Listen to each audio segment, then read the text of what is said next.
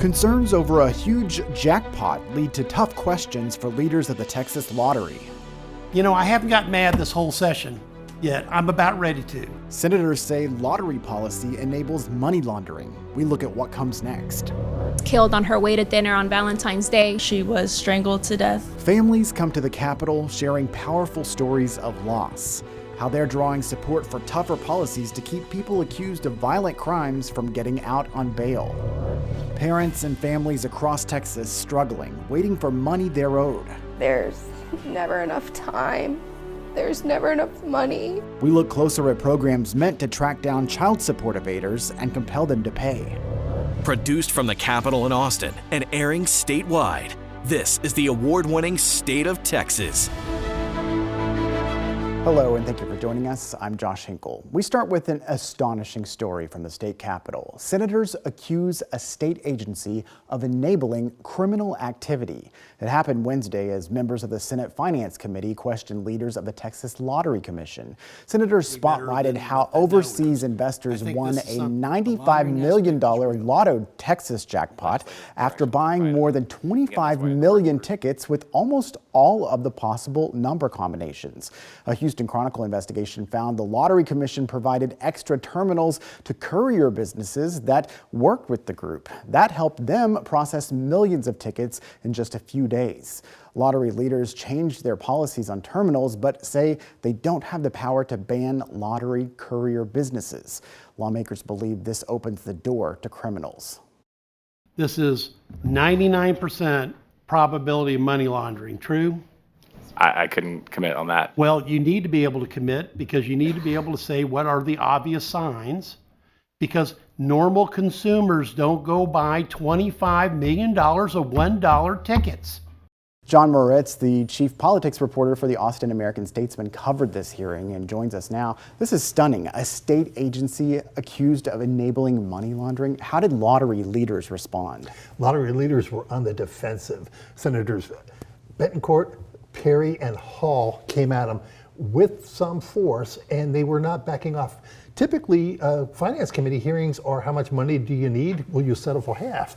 This time they were wanting some answers on, how this jackpot was arranged, what the lottery officials knew, how they knew it, and why didn't they do anything about what they saw. We did hear Senator Betancourt basically say this is money laundering. This happened almost 2 years ago, though. Has there been any investigation in that time? The Texas Sunset Commission has looked into it. It's not an investigation like you would say a grand jury or anything like that, but they did look into it. They were very critical of some of the processes of the Lottery Commission, very critical of management and oversight of the Lottery Commission, and that's what set the stage for the hearing in the Finance Committee. So during that time when Sunset was involved to now, what's really changed with the whole narrative? Well, the new director of the Lottery Commission, he is reasonably new. He has made some steps to minimize tickets being sold like millions at a time, try to get a better handle on who these lottery retailers are and are they really acting within the spirit of the law. He's done those things. Whether the senators and other lawmakers are satisfied with them, that remains to be seen, because they certainly did not appear satisfied in that hearing. Yeah, there was a lot of frustration, even anger from some of the senators. The committee helps determine funding for the Lottery Commission. Any chance they could get their funding cut? That's a more difficult question. The lottery basically makes its own money through the sale of tickets, and then you take out what they're paying out in prizes. There's generally a $2 billion a year profit, and that goes to the state, to help fund education, to help fund veterans programs, and some other things. So I think lawmakers might be a little bit hesitant to cut that funding revenue stream off, but at the same time, they want the lottery to be run in a more professional, more transparent fashion. Okay, we'll see how that plays out for the rest of the session, but I do want to switch gears to another big story that you covered this week. 1 month into the session, Texas House Speaker Dustin Burrows released committee assignments. Burrows said it's the first time in Texas history that every committee will be chaired by a Republican. The announcement comes amid complaints that the House is not doing enough to pass priority legislation. Meanwhile, the Senate has already passed education savings accounts and property tax relief. So you heard it right there. First off, give us the big picture. Why are committee assignments so important? Nothing can happen with a bill in the legislature unless it goes to committee, gets a hearing, and is passed. who sits on those committees is important because the chairman of the committee bills are assigned to, first of all, that chairman has to like the bill. Secondly, a majority of that committee has to like a bill. And then thirdly, it's got to go through even more legislative hurdles before it even can get to the floor. So committee chairmanships may seem like vanity or like who's the most popular kid in class, but these things have real consequences all through the legislative session, especially in the compressed time period that we're facing right now. Well, you've seen the assignments. Is there anything that stands out to you? I know some people were talking about the lack of female leadership there. Well, if you look at it, just Republicans as far as chairmanship, there are just not a lot of senior Republican female members. There are a few, and they got some chairmanships, but a lot of them are still new, and you don't want to be handing chairmanships to someone who is not seasoned, cannot defend the legislation when it ultimately goes to the Senate, cannot defend the members, and basically make the judgments of what bills should move and what bills should die. So, as I said before, Democrats don't chair any committees for the first time in Texas history. Any backlash from that move that you're hearing? If there was, it was kind of muted. I mean, I left the Capitol on Thursday after his hearing, and I ran into a few members. Most of those Democratic members I ran into were smiling. They've got vice chairmanships. They got the chairmanships of some of the subcommittees. And I think they feel like at least they're going to have a seat at the table. Whether they get rolled as this session goes on by the Republican majority remains to be seen. But on Thursday, after the assignments were handed out outwardly, publicly, a lot of the Democrats seemed okay. Thank you very much, John Moritz from the Austin American-Statesman. Appreciate you being with us. Always a pleasure, Josh. Lawmakers push for new restrictions to keep people accused of violent crimes from getting out on bail. How powerful stories from Texas families are building support for tougher policies. Millions more requested by the Texas Attorney General to aid the state's child support enforcement efforts. We look at the struggle now for parents waiting on money.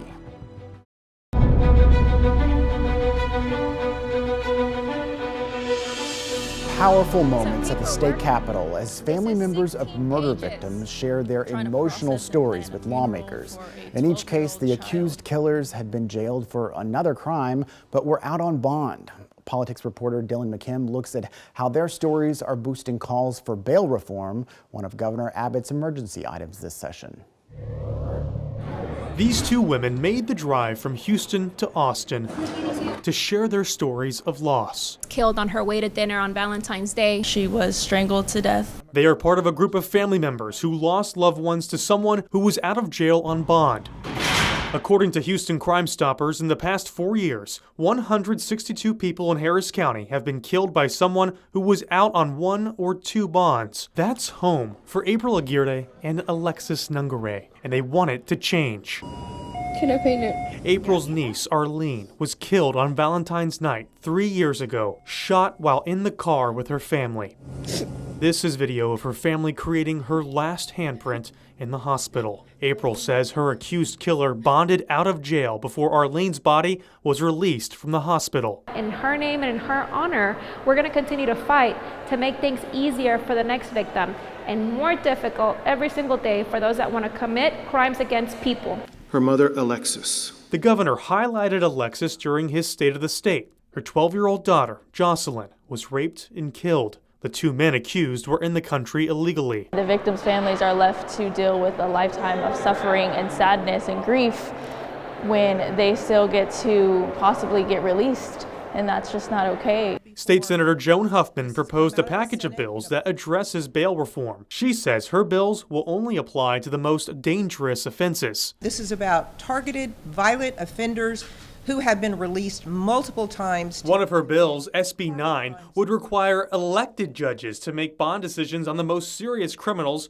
rather than appointed magistrate judges. One defense attorney believes this would likely slow down an already slow process. Criminal justice system is a lot of things. One thing that is not is it is not fast. If those judges are always having to set bond for these cases, it can further delay having a bond set. This is serious stuff. This is life and death. Lieutenant Governor Dan Patrick says these bills will pass the Senate next week, and he's prepared to play hardball to make sure they become law. We will not leave here until these bills pass the House.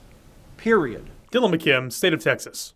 Lawmakers will also consider two proposed constitutional amendments. One would deny bail to people accused of violent or sexual offenses or human trafficking. Another would bar undocumented defendants from receiving bail if they're charged with a felony. I'm one paycheck away from being homeless. Billions owed to parents and families across Texas. We look at programs meant to track down and compel child support evaders to pay. And later, questions about school choice. We hear from parents who support the plan and those raising concerns, what they all want to know.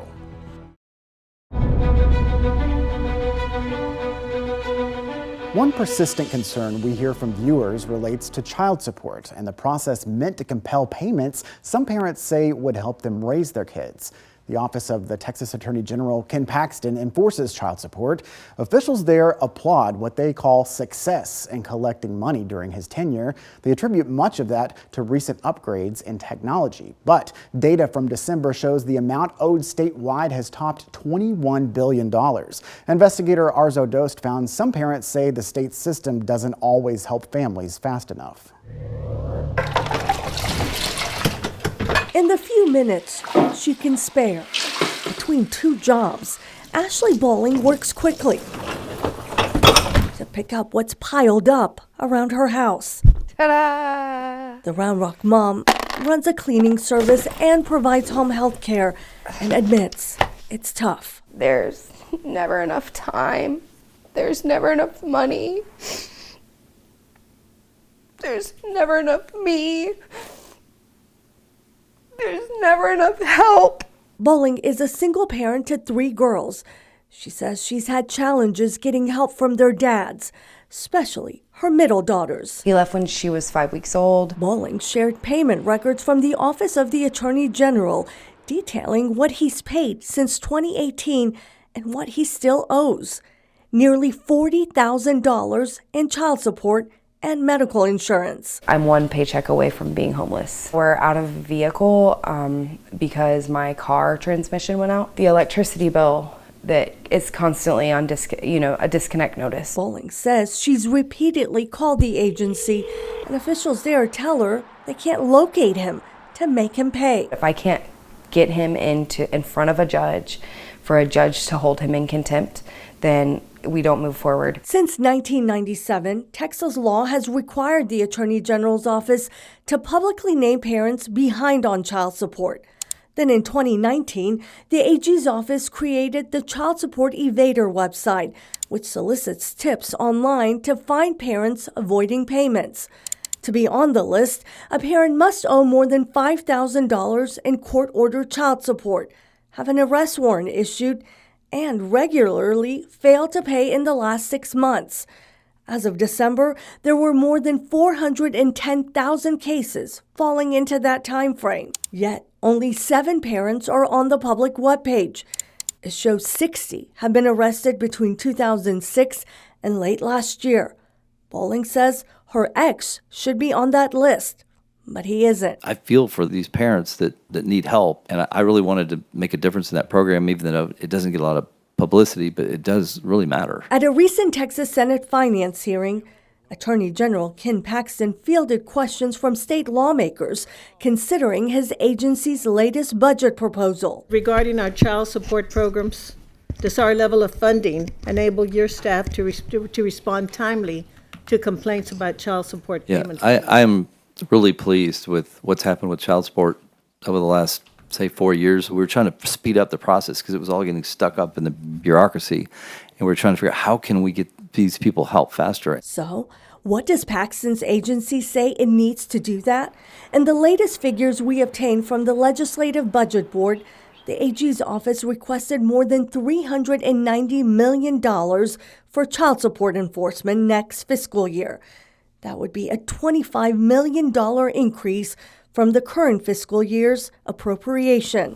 For weeks, we emailed and called Paxton's office to ask how additional funding could help stop child support evaders. Hello, you've reached the press office for the Texas Attorney General. No one responded. General Paxton? Paxton also refused to speak with our team in person at the Capitol after that hearing.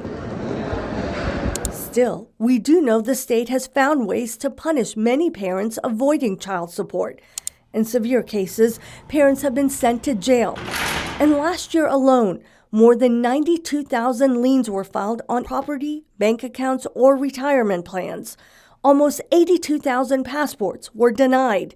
Nearly 21,000 vehicle registrations were blocked, plus more than 1,000 licenses, including driver's licenses, were suspended. That often is what will bring people forward, is suspending an occupational license, making it so they can't leave the country because they no longer have a valid passport, making it so that they can't go hunting with their friends. Jennifer Severn is a family law attorney. Up until last September, she worked in the AG's child support division. For each attorney, there are thousands of active cases. Do you think our state's enforcement measures are working? I think that the state is doing the best job they can with the resources that they have. Ultimately, Severn says hiring a private attorney is the quickest way to see any money. Bowling says she tried that option, but eventually couldn't afford it anymore. So, for now, she'll continue working to provide for her girls on her own. I can't be the mom that I thought I would always be. And none of it feels good. And there's never enough to fulfill the need. And nothing's gonna change. We tried to reach Bowling's ex, but have not heard back. She's not even in touch with him and says after we started looking into her case, he did make a few payments around the holidays, but that's since stopped again. She has shared her concerns with lawmakers. Now, this legislative session, several bills have been filed, including paying retroactive child support beginning on the date of the child's conception and lowering the interest rate on overdue child support payments. Senator Judith Zaffirini is behind that legislation and says lowering the financial pressure on overdue balances would encourage more parents to pay what they owe. We will, of course, be tracking these bills and keep you posted. Arezow Doost for State of Texas. Thanks, Arezow. Last session, lawmakers made other significant changes, like giving judges the power to order parents behind on child support payments to get a job or enroll in a community employment program. You can see more from our investigation on our website. Just look for the links in this week's State of Texas story to see how Texas compares with other states when it comes to collecting child support.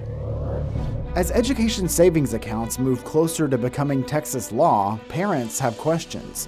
We hear from people for and against the plan, find out what's causing concern and winning support.